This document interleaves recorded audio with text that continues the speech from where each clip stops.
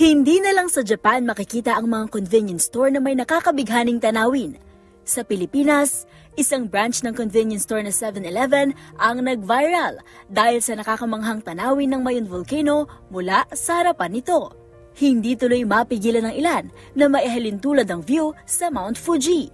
Ang bagong instant tourist spot matatagpuan mismo sa tabi ng isang gas station sa Barangay Salugan, Kamalig, Albay.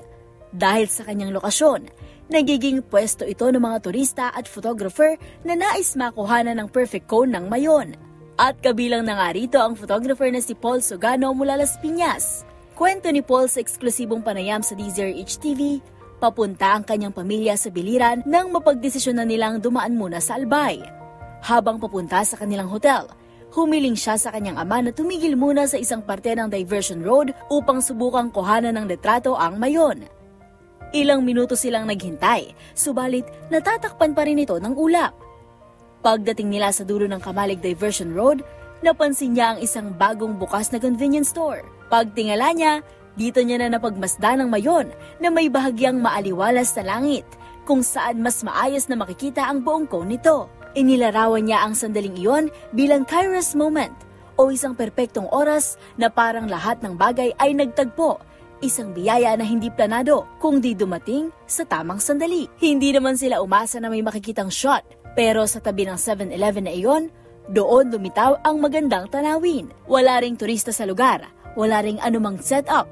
Isang ordinaryong stopover lamang pero may makapigil hiningang backdrop. At para kay Paul, ang Mayon ay isang shy volcano na madalas ay hindi nagpapakita kahit ilang oras na itong inaabangan. Samantala, nagbahagi rin siya ng mga tip para sa mga turistang nagnanais na makita ang katulad na tanawin. Maging mapagmatyag at matiga. Huwag madaliin ang moment dahil ang Mayon ay may sariling oras ng pagpapakita.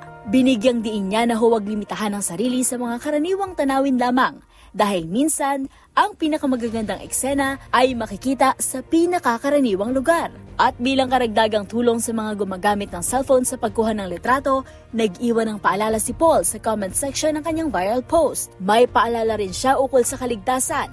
Iwasang gawing photoshoot spot ang gitna ng kalsada o mga delikadong lugar. Hinikayat niya rin ang mga turista na maging responsable at may respeto sa kapaligiran at mga taong nasa paligid. Ang Mayon Volcano na may taas na 2,462 meters o 8,077 feet ay isa sa mga pinakaaktibong bulkan sa Pilipinas. Kabilang sa kasaysayan ng pagputok nito ang isang minor phreatic eruption noong July 2024 kung saan nagbuga ito ng singaw at abo na umabot sa 200 metro sa himpapawid. Para sa DZRH TV, ito si Mili Borja, una sa Pilipinas, una sa Pilipino.